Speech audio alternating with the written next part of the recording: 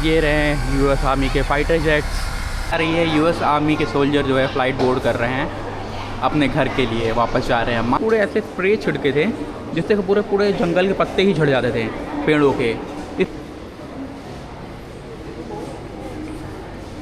Time का तो कैसा लिखा है कि एक्सीडेंटली जो क्या कहते हैं यूएस के वो मतलब कि फायरिंग रेस में आ गया था। तो इस फ़ोटो में ऐसा बताया गया है कि जो यूएस के सोल्जर हैं जो इंजर्ड हो जाते थे उनको इवैक्यूएट करने से पहले ये भी ट्रीट कर देते थे। पहले साउथ वियतनाम पे ही ड्रॉप होते थे क्योंकि वॉर यहीं पे चलती थी, नॉर्थ वियतनाम में वॉर नहीं होती थी।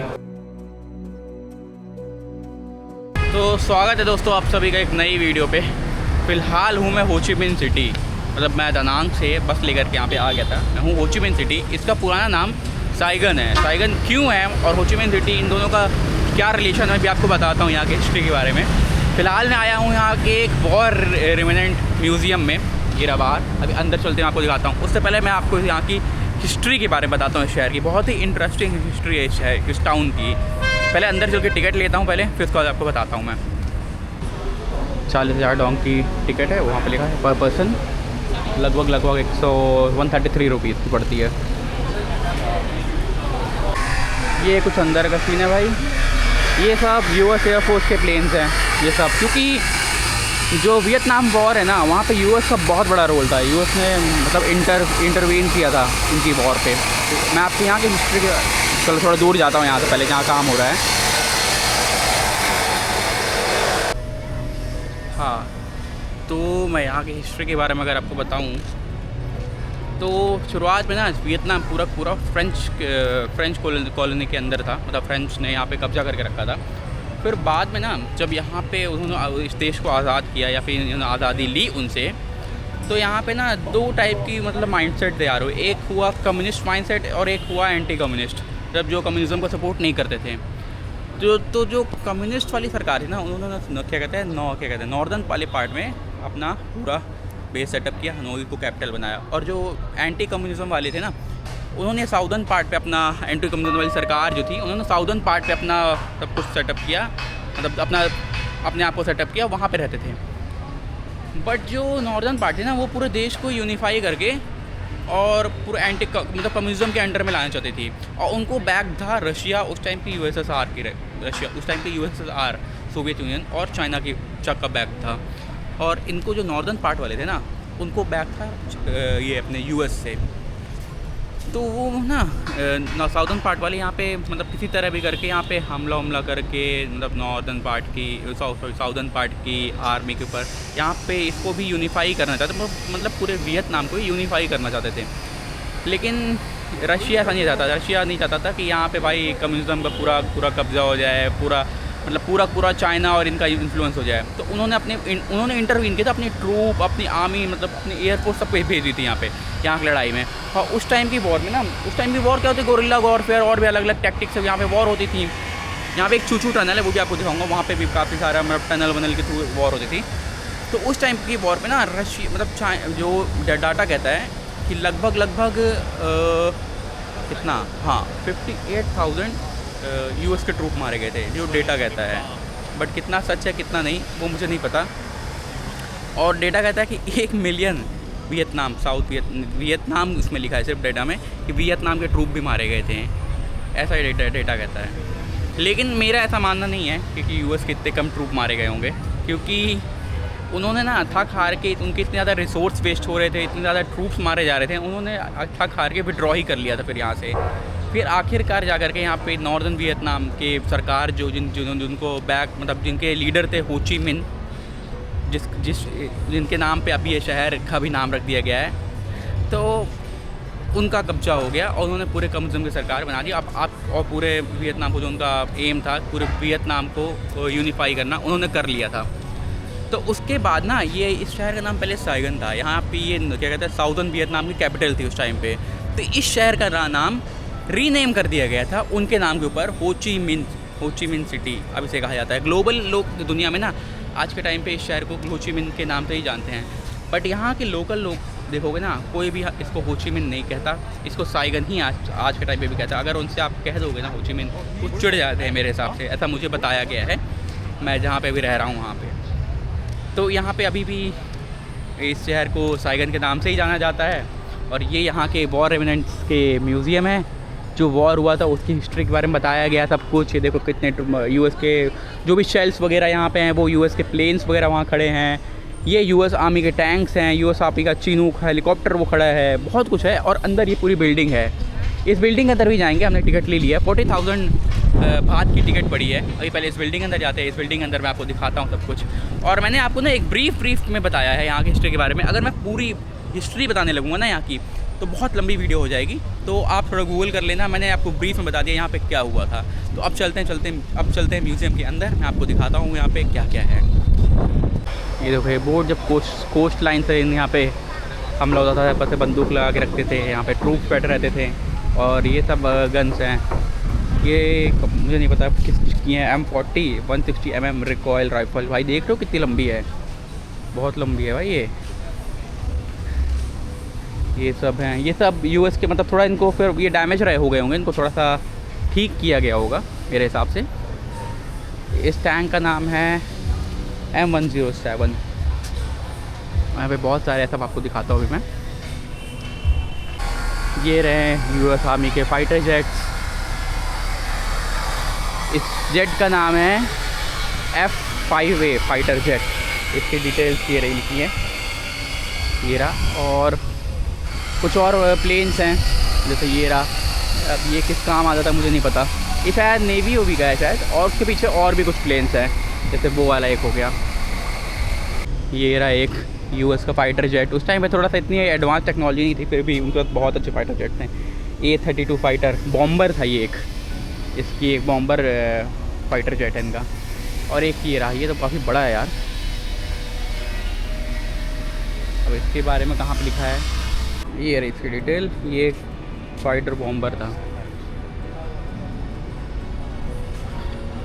तो चलो, यहाँ पे बाहर इतना ही था। कुछ टैंक्स एंड प्लेन्स और हेलीकॉप्टर वगैरह के रिमेनेंट्स रखे हुए थे। अब चलते हैं अंदर, वहाँ पे डिटेल में मेरे हिसाब से बताया जाएगा आपको कि यहाँ पे हुआ क्या था सब कुछ। तो मैं इतनी बड़ी ज़्यादा, मतलब ये वीडियो बनाने बैठूँगा ना बहुत लंबी हो जाएगी। मैं इसको थोड़ा शॉर्ट रखने की कोशिश करूँगा। ये अपना म्यूज़ियम, वॉर रेमिनेंट म्यूज़ियम। इसका टाइम लगभग 5:30 बजे शाम को बंद हो जाता है, सुबह 7:30 बजे खुलता है। तो चलो इसके अंदर चलते हैं। अब ये अंदर कुछ सी में म्यूज़ियम सोवेनियर शॉप्स से यहाँ पे बनी है। अब मुझे शुरू कहाँ से करना चाहिए, चलो यहाँ से ही शुरू करते हैं। ये भी एक और शॉप है। ये जो हेलमेट वगैरह रखे हैं, जैसे उस टाइम पे पोत हुआ करते थे। यहाँ से शुरू करते हैं, चलिए देखते हैं।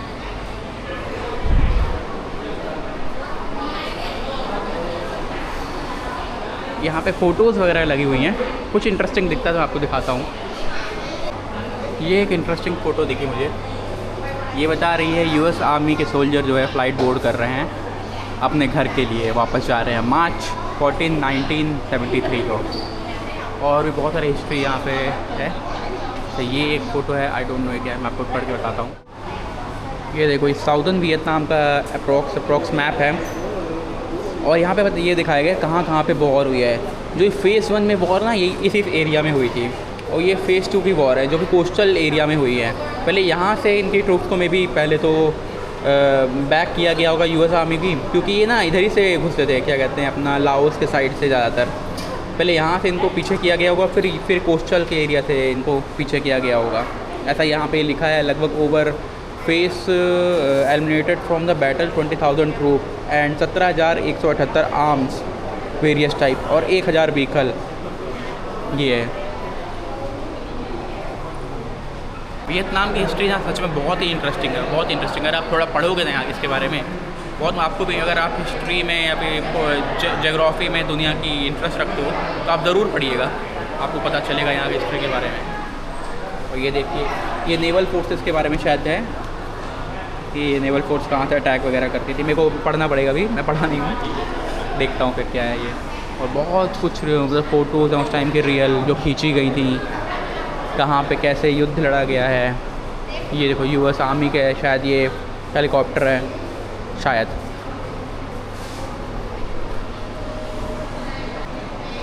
ये यहाँ पे छोटी सी मूवी चल रही है। और ये यहाँ पे कुछ रेमिनेंट्स पड़े हैं उस टाइम के वॉर के। शूज़ हो गए, हेलमेट, और ये कुछ ट्रांसमीटर वगैरह है, ये उनका जो भी होगा मेरे को नहीं पता, ट्रांसमीटर ही कहते हैं, जेरी कैन। और ये एमओ बॉक्स ही रहता था मेरे हिसाब से, तो बाकी जो भी हो, एक ऐसे ही टैंक अंदर भी रखा है। तो चलो इस रूम से बाहर चलते हैं, कुछ और अभी ढूंढ देखते हैं, एक और रूम।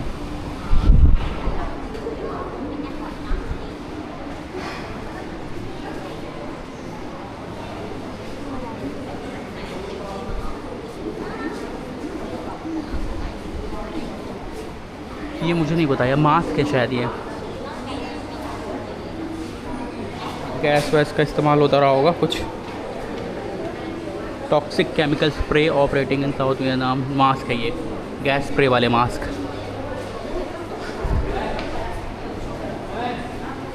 और जो देखो यहाँ पे ना, मैं बता रहा हूँ आपको क्या दिखाया हुआ है। उस टाइम पे ना जो गोरिल्ला वॉरफेयर चलती थी, तो नॉर्दर्न वियतनाम की जो आर्मी थी, और या फिर जो भी कहेंगे आप, रिबेल्स थे, तो वो ना जंगलों में ऐसे टनल्स में घुस के, जंगल में पेड़ों में चढ़ के मारते थे। तो उन्होंने ना पूरे के पूरे ऐसे स्प्रे छिड़के थे जिससे कि पूरे पूरे जंगल के पत्ते ही झड़ जाते थे पेड़ों के। इसलिए मास्क पहन करके फिर हमला करते थे, तो पेड़ उठ जाता। इस कारण से ना नॉर्दर्न वियतनाम या फिर रेबल्स जो भी हैं, उनके काफ़ी सोल्जर्स मारे गए थे। तो ये उनके मास्क हैं जो बाद में फिर बरामद हुए थे।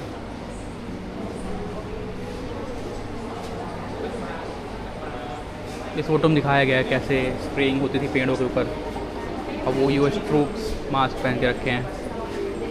वो रिफिलिंग स्टेशन है वहाँ पे। ये एक और प्लेन, ऐसे जंगलों पर स्प्रे कर देते थे सब कुछ। देखिए स्प्रेइंग के बाद पेड़ों की हालत क्या होती थी यहाँ पे, पूरे पूरे जंगल बर्बाद हो जाते थे वहाँ पे।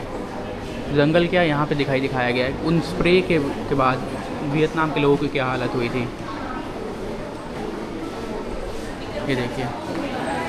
कोई लूंगड़ा, कोई लंगड़ा हो गया था, ये देखिए।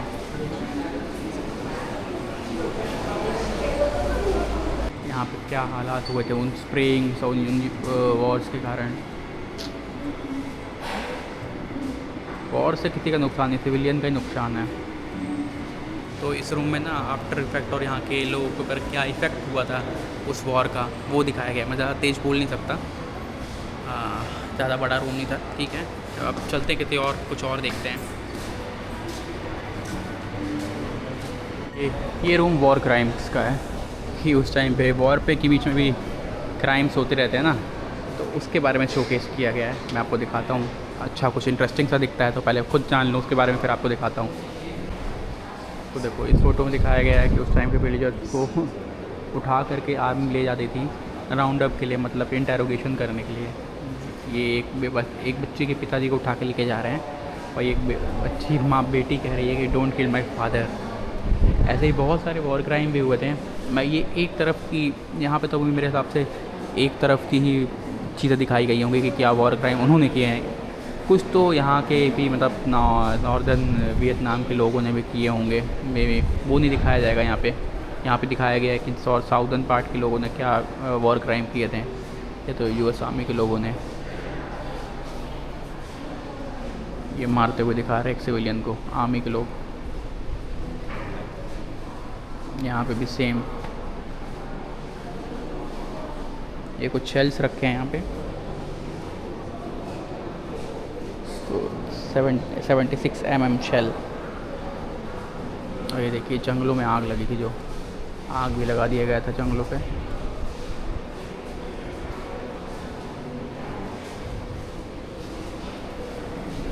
सम मोर शेल्स। और ये air delivery seismic intrusion detector कुछ है, नहीं पता मुझे। ये देखिए, ओ भाई सर्वर काट दिया गया भाई, वो देखो सर काट के अलग है, बॉडी अलग पड़ी। देखो ऐसे घसीटा जाता था सिविलियंस को।